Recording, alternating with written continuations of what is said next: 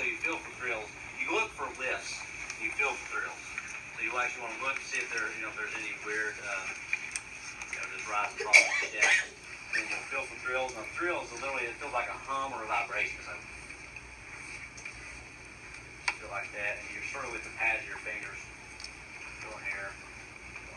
And then you'll do you'll find the PMI. Sometimes it's better for them to lean forward, so you try to get between the ribs.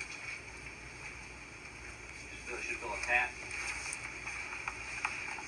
Are you feeling at the same points that you were auscultating? Yeah, where you auscultate, yes, very good.